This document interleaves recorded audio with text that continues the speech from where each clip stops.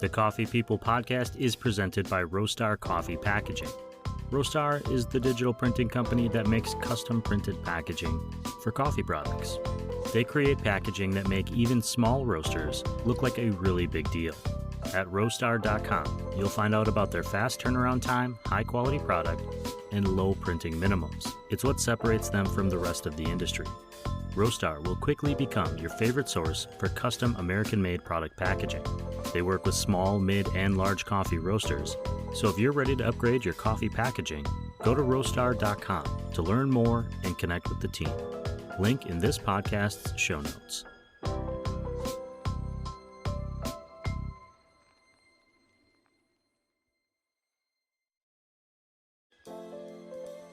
Do you want to make a podcast? Check out Spotify for Podcasters. Spotify's platform lets you easily make a new show, then distribute it around the world. You can even monetize your podcast. It's all in one place and it's free. It's Spotify for Podcasters. Here's how it works. You use Spotify for Podcasters to record and edit shows right from your phone or computer. You can literally start creating today. Then you can distribute your podcast to Spotify and everywhere else podcasts are heard. Beyond the audio realm, Spotify for Podcasters also has video podcasting tools, not to mention the ability to connect directly with your podcast listeners. With Spotify for Podcasters, you can earn money in a variety of ways, including paid ads and podcast subscriptions. And best of all, it's totally free. It all sounds pretty good to me. So good that I'm using my platform to recommend anyone starting a podcast, give it a try. Download the Spotify for Podcasters app or go to www.spotify.com/podcasters to get started.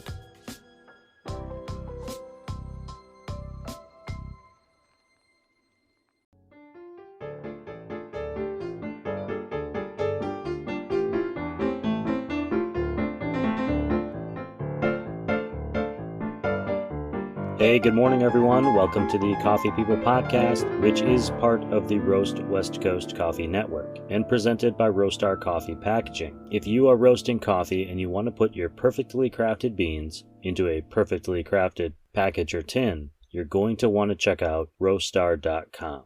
I'm Ryan Woldt, and this is the Coffee People podcast, where we meet really interesting people from all corners of the coffee industry. Today we're stretching a bit out of our normal interviewee zone to chat with Kirstin Hill. She has a long title, so I'm going to try to get it all out in one breath. Kirstin is the Bird Friendly Program Manager for the Smithsonian Migratory Bird Center. In coffee, she works to grow demand and support for Smithsonian Bird Friendly certified coffees, which they refer to as the gold standard in biodiversity-friendly coffee and the only coffee that guarantees that every bean sold is grown in a way that provides high-quality habitat for birds and other wildlife. If you want to dig into that a little bit while listening today, you can learn more at drinkbirdfriendly.com. The term bird-friendly coffee overlaps somewhat with the term shade-grown coffee, but the Smithsonian certification, I think Kirstin can do a better job of explaining it. I'd love to talk a little bit about sort of what bird-friendly means and kind of the scope of the program in that sense. So just to provide a little context for anyone who perhaps hasn't heard of Bird Friendly or might be learning or hearing about it for the first time. So Bird Friendly is a third-party certification program that was created by Smithsonian to protect biodiversity habitat on coffee farms. So in the simplest terms, bird-friendly coffee comes from farms that provide good forest-like habitat for birds and other wildlife. We uphold some very strict environmental criteria around what it means for a farm to be bird-friendly, which is why we kind of think of ourselves as sort of the gold standard in biodiversity-friendly coffee that's currently on the market. So the way that the program works is we certify at the farm level and have licensing agreements in place at the importer and the roaster level. And so what that means is that third-party inspectors come out to certify a farm as bird-friendly. Once the certification is issued, then the farm can trade their coffee as bird-friendly for a period of 3 years. And that coffee can then enter into our bird-friendly supply chain of importers, roasters, and retailers, where it makes its way to the coffee consumer. And when we think about what it means to be bird friendly and sort of the types of things that we look for in the certification, one of the primary things is shade cover. So we look for a minimum of 40% shade covering over the coffee crop. So trees providing, if you picture yourself standing in the middle of a coffee farm, you look straight up And about 40% of what you're seeing is covered by leaves, covered by canopy. So that would meet the bird friendly standard, providing that nice high quality shade. We also look for a canopy height of about 12 meters in order for bird friendly certification to be issued. And we look for tree diversity as well. So we want to have at least 10 species of trees on the farm. And we want to have majority of those tree species being native. And that's because native trees provide healthier bugs, healthier insects, healthier berries for the birds and biodiversity that are living there compared to trees that might be native to a different area and then kind of brought in and planted there as well. We look for a lot of other criteria as well that are more along the lines of recommended criteria. So things like maintaining stumps and snags, little areas for birds to hide and for bugs to hide, for the birds to then hunt out and eat. We want to see things like riparian buffers, so areas that kind of keep a stretch of land available between where the crop ends and a stream or a river would begin. And that helps prevent a lot of excess nutrients and things like that entering into the water system there. And then, as we've talked about a little bit before, organic certification is a prerequisite for becoming bird friendly certified as well. So those are kind of the main tenets of what it means to be bird friendly. So when you see that logo, that's what that means. That's what you're signing up for, that 100% of the coffee that you're purchasing is coming from that type of habitat. That bit of audio was from near the end of our conversation, but it explains so much about the work they are doing at the Smithsonian that I wanted you to hear it up front before we get into the rest of this chat. I should acknowledge that I am a casual, bordering on not-so-casual birder. Just this week, my cousin and I spent a few minutes glassing some egrets and blue herons out the window at his home in Minnesota. He has been equally bit by the birding bug.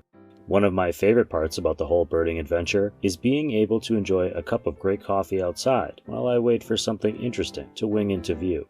Today, I'm drinking a cup of French-pressed Sgt. Pepper's Coffee Roasters, which was pulled from their honor box in the small town of Patagonia, Arizona. I hope you're enjoying a full mug of something delicious as well, because it is time for another Coffee People podcast, this time with Kirstin Hill, Bird Friendly Program Manager at the Smithsonian Migratory Bird Center.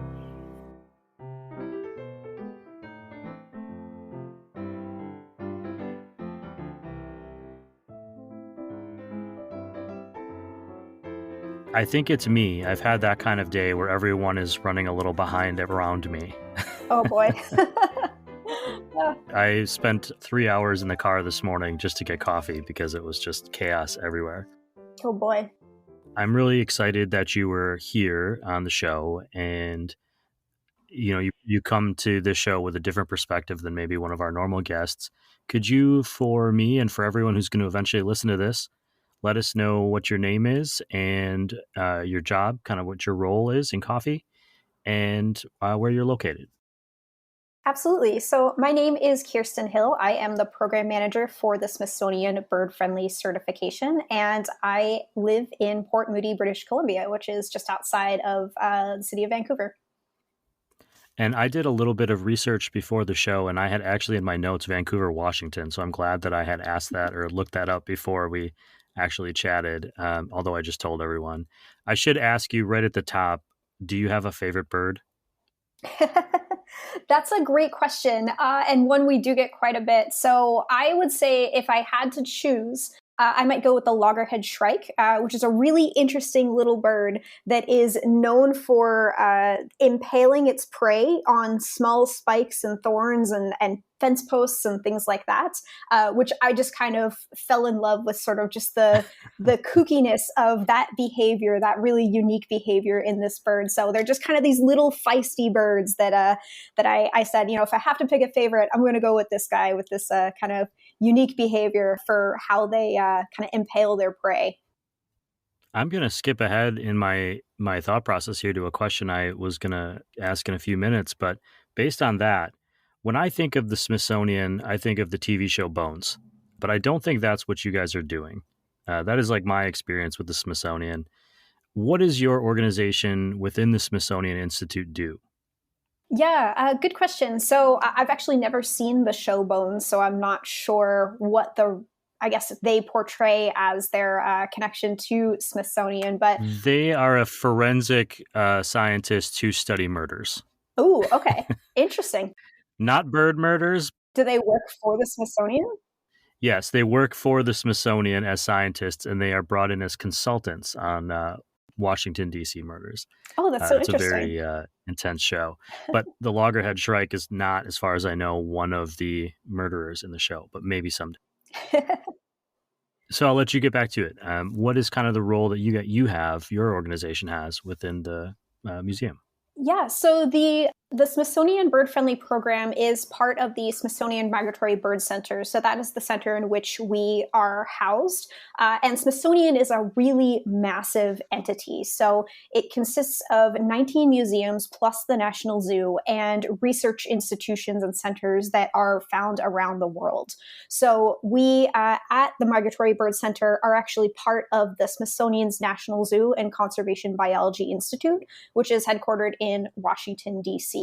Our center, the Smithsonian Migratory Bird Center, works to study the grand phenomenon of bird migration, largely thinking about migration and migratory patterns occurring between North America, where birds will breed, and then flying down south for the winter, where they'll kind of spend their time overwintering in a more tropical or a warmer climate than they would during the warm weather months. So studying that annual cycle of migration and the birds that complete it.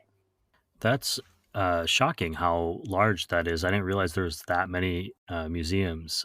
I just knew of the one before this, so that's really intriguing to me. I want to get into kind of bird-friendly coffee momentarily, but before I do, I want to know what is kind of the current status of birds, and I hope you're the right person to ask, but you hear these ominous headlines or you hear on PBS or in the news about bird species teetering on the edge of extinction, so to speak, and losing species over the last several decades, lots of climate impacts. Where are we now? What is kind of our current state? Yeah, so unfortunately, the state of birds is in a bit of a perilous state right now. In 2019, there was a study that was released that documented the loss of approximately 3 billion birds in North America since 1970. So that's a pretty remarkable loss. And 2.5 billion of those birds were migratory species. So the species that spend some of their time in North America and then migrate to a different location for their overwintering period. To put that in perspective, that's a loss of about 28% of the population of migratory bird species since 1970. So the state of the birds is honestly kind of a perilous one at the moment. So we're seeing a lot of losses for animals like migratory birds, warblers, thrushes, birds like that you might often see sort of in your backyard during the warm weather months.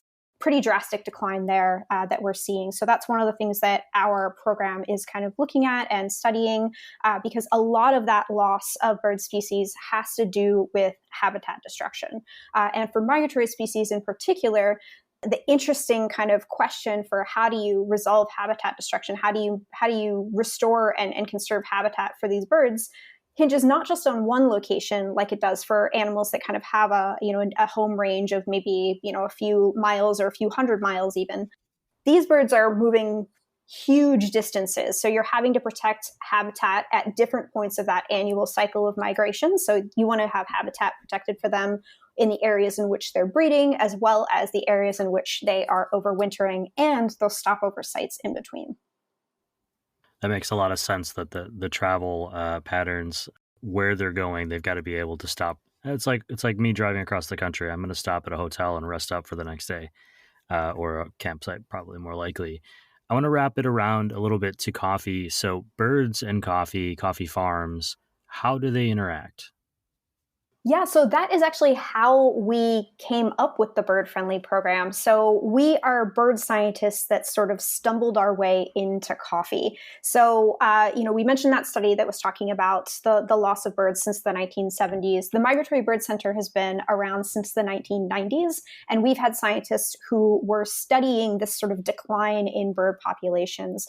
And during this kind of research period, what they discovered was that coffee farms that kept shade trees on their land and maintained good, healthy native vegetation on their farms could provide really high quality habitat for birds and biodiversity. So one of the founders of the Migratory Bird Center sort of made this discovery that, high quality shaded habitat equals healthy populations of birds.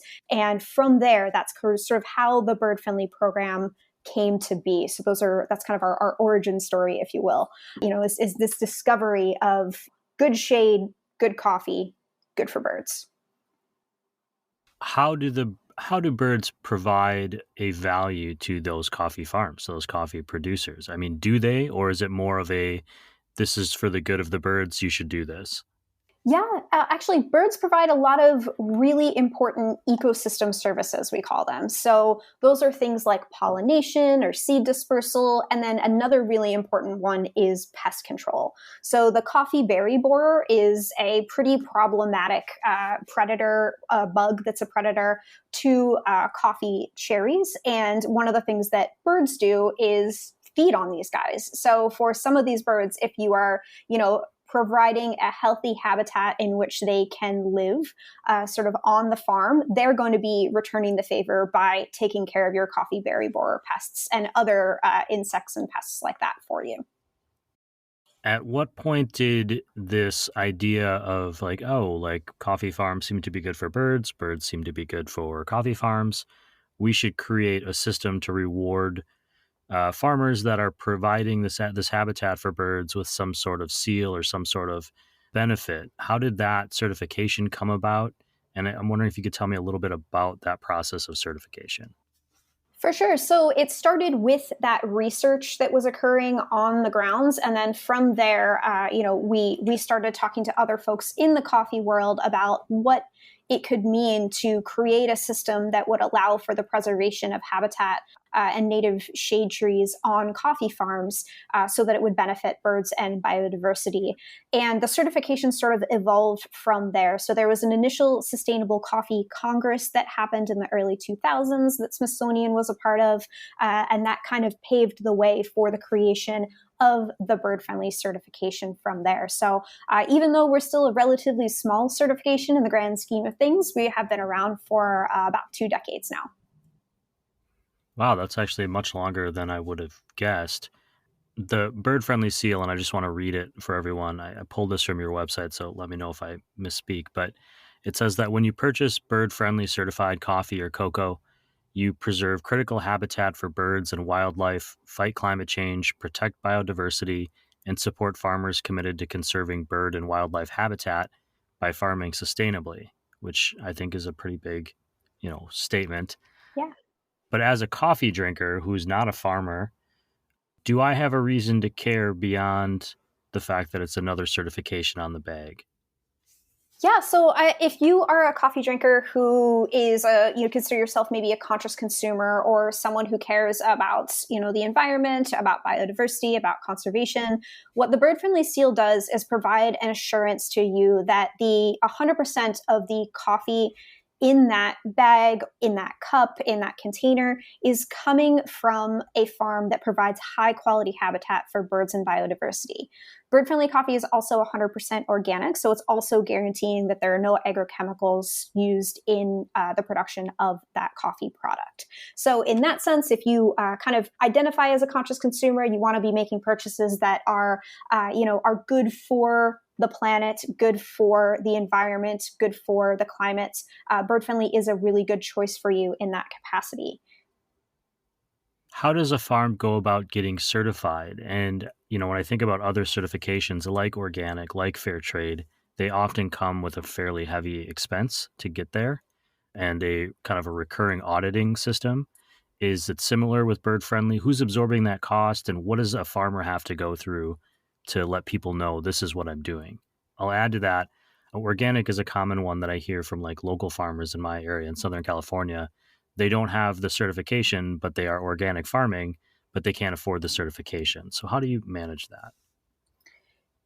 Organic certification is a prerequisite to becoming Bird Friendly certified. So the cost of Bird Friendly itself is relatively low in the grand scheme of things, because what we recommend farmers do is if they assess, do a self-assessment, and they take a look at their land and at their practices and say, we think we meet the bird-friendly criteria for things like tree diversity, tree height, native species that are present on the land, and several other criteria that we look for within the bird-friendly program.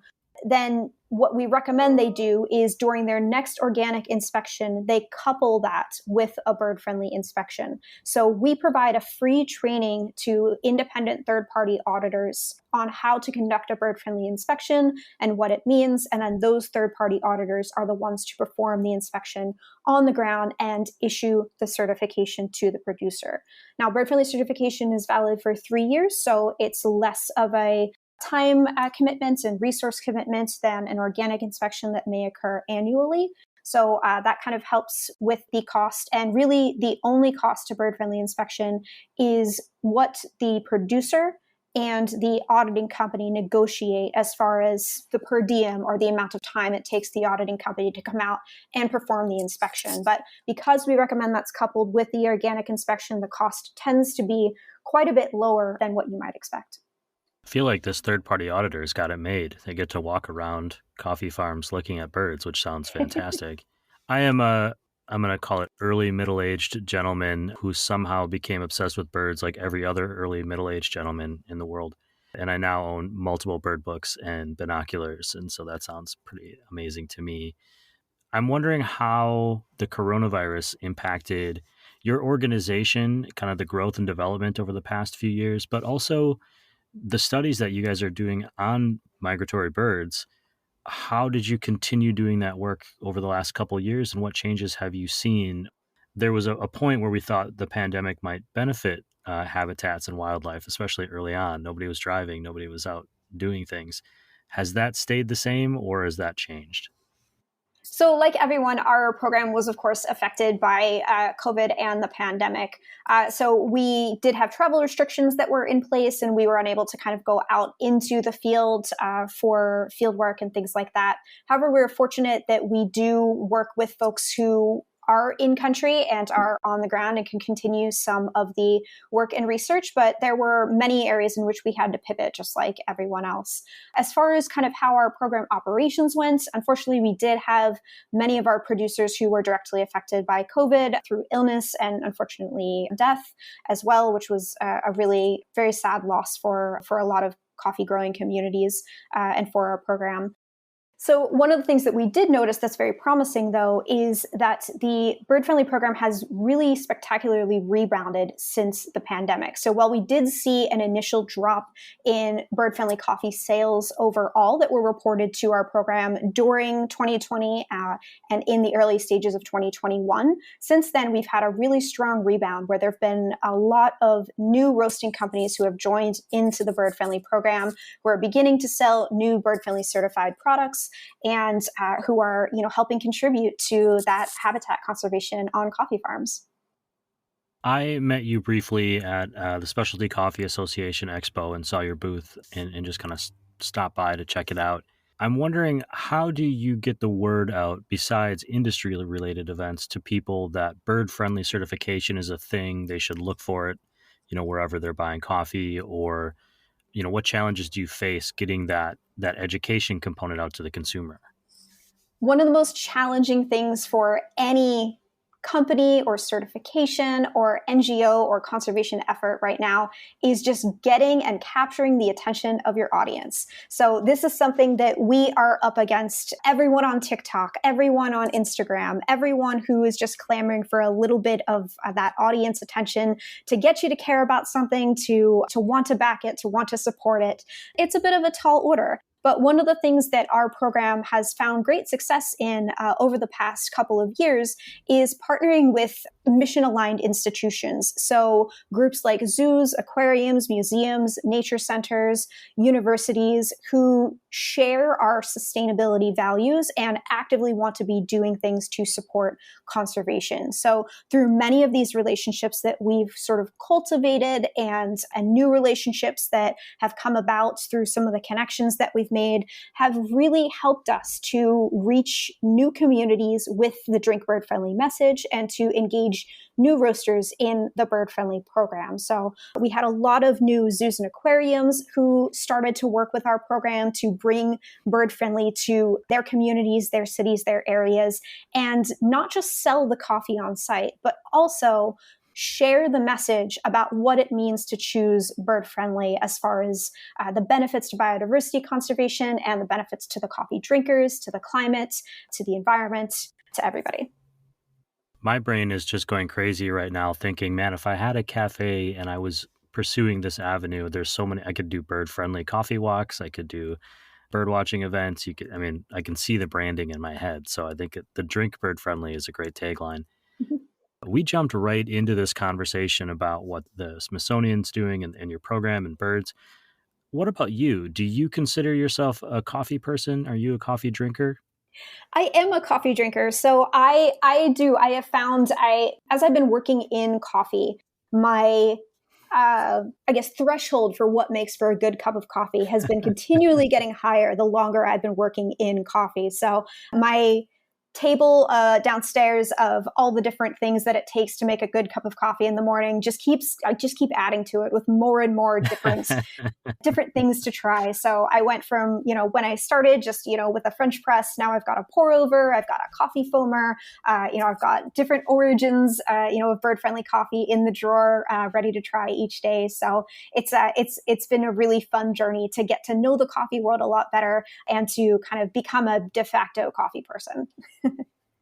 I mean, that is a struggle that a lot of coffee people can relate to. I bought a special coffee cart this year to kind of house all of my equipment, and it's somehow I've already outgrown it. So I'm I'm struggling with that right now. I mentioned that I saw your booth at the Specialty Coffee Association Expo. What was that experience like for you? I know for me it was quite overwhelming. It was my first major specialty coffee expo since I started the show a few years ago, and since COVID hit. What was it like for your group? We absolutely love the opportunity to participate in the Specialty Coffee Expo. So Bird Friendly has had a booth at the Expo for a number of years, long before I joined the program just a couple of years ago. And it's such a wonderful opportunity for us to connect with many members of our Bird Friendly community. So we see folks from across the supply chain, everyone from some of the producers who stop by to say hello, who maybe we've never met before, or our old friends of the program. We're getting to reconnect with them and talk to them and hear about the great things that are happening at their farm, the importers and the roasters, the retailers. So it's such a really fantastic opportunity to connect with many different members of our program, just to catch up, to chat with them, to hear what they're doing and what they're up to, answer any questions they might have for us. And then, of course, to meet all the new people at the expo. It's such a massive, massive event. The first year I went, I just was dumbfounded at just how much was going on and how big the coffee world really was. So it was such a cool opportunity to kind of see all of these folks together in one place, to get to meet all these new people who are interested in different areas of the coffee world and just learn about things that I just didn't even know existed. So we love it. It's one of the favorite things that we do each year is to get a chance to connect with friends new and old at the Coffee Expo. What comes next for the Bird Friendly program? I mean, in the near future, long term, what are the goals that you have that you've set for yourselves?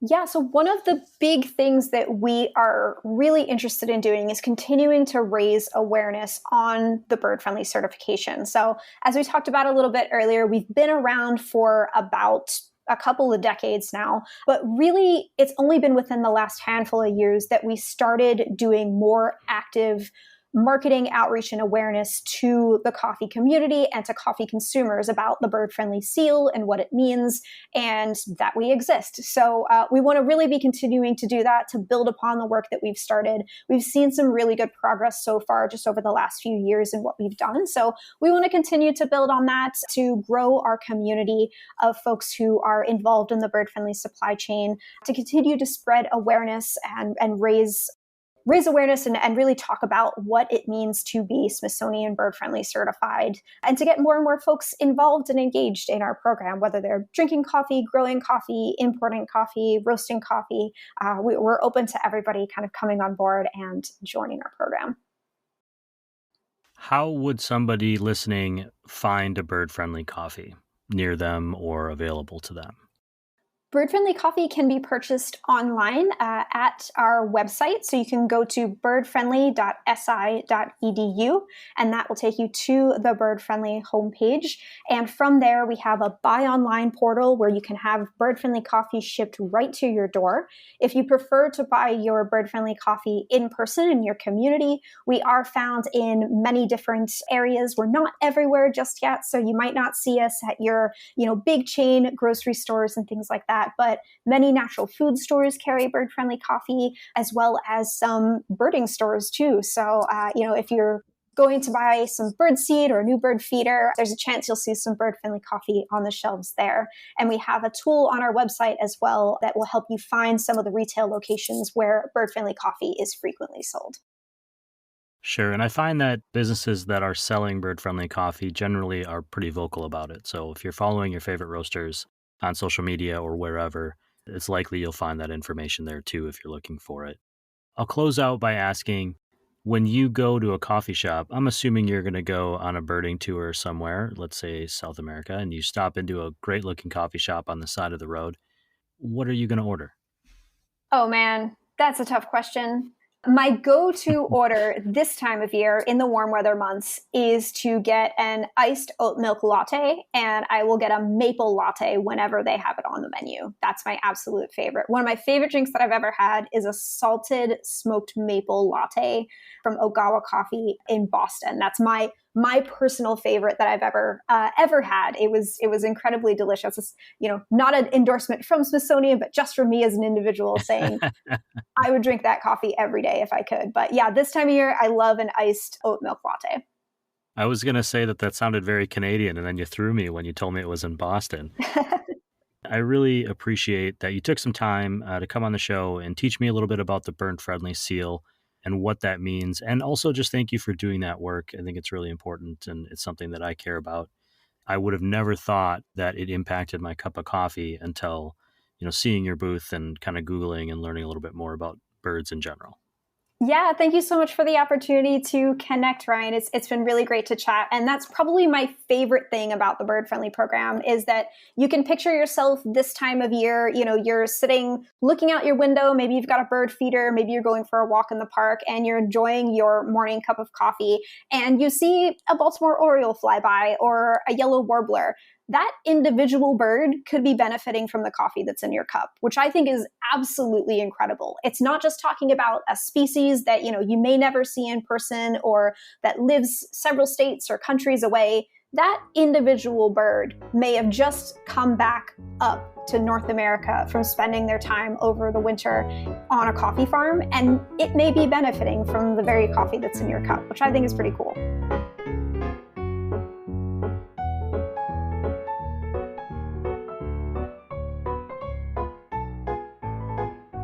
Okay, here are some key takeaways. For starters, I am not back in the podcasting closet yet. I've actually recorded this intro in my car, then again in the basement at a friend's home, then again in the closet at my in-laws. So far, this has been the best take. Secondly, Bones is a great TV show.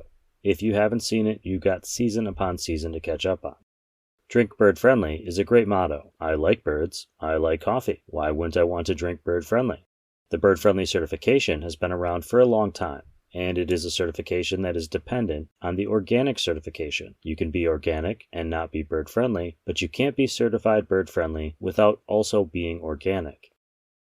I also learned today that the Smithsonian is huge. 21 libraries, 19 museums, a national zoo, and 9 research facilities around the world. That isn't even accounting for the 200 plus other museum affiliates located in the United States, Puerto Rico, and Panama. It is also one of America's oldest institutions, having been formally organized in 1846. The Migratory Bird Center wing, see what I did there, was founded in 1991 to focus on the migration of birds, and has currently turned their attention to the perilous state of birds due to disease and environmental challenges, including climate change and habitat loss. Just a reminder, birds need habitats along their migration routes, not just at points A and B. The Bird Friendly Coffee program is a bit younger than the organization itself, having been established in 1998. The program was developed by bird scientists that stumbled into coffee after observing that coffee farms often create high-quality shaded habitat for birds.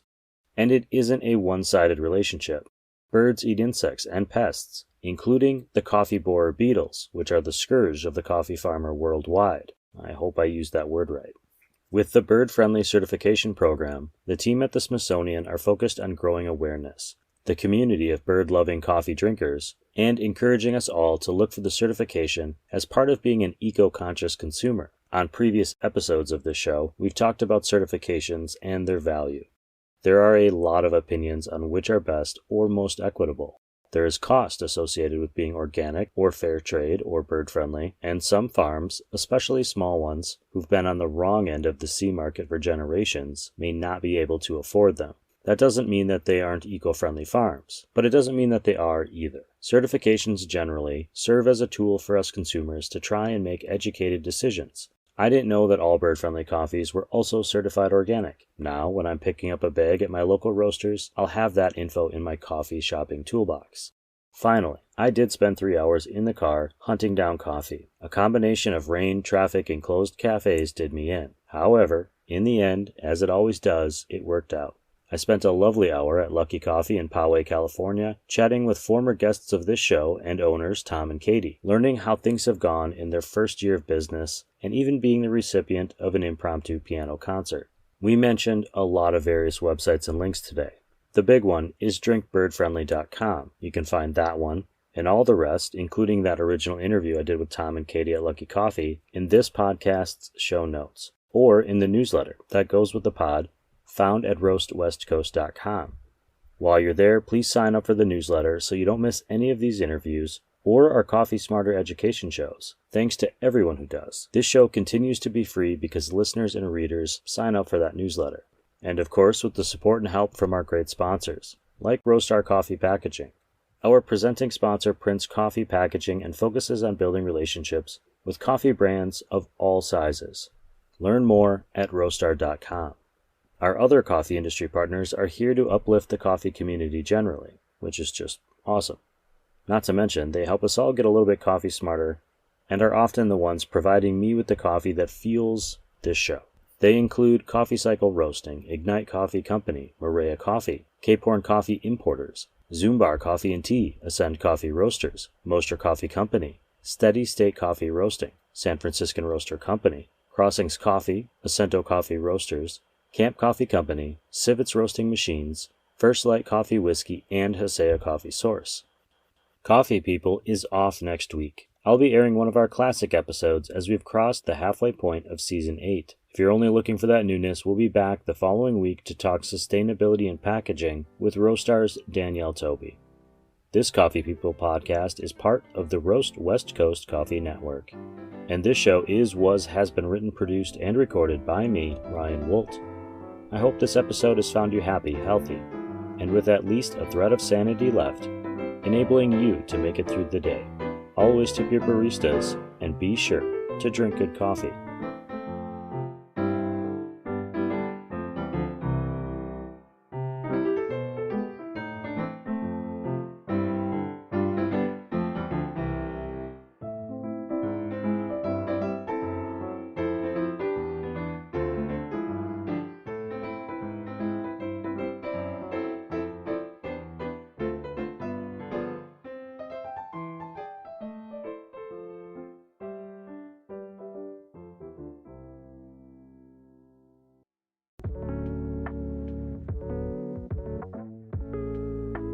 Hello, all you coffee drinkers out there. If you are in the early stages of your coffee journey, we want to support you.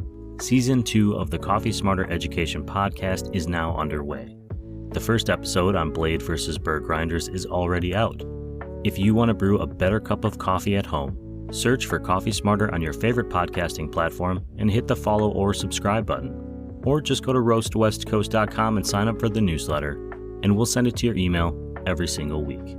Thanks for being awesome and drinking coffee smarter.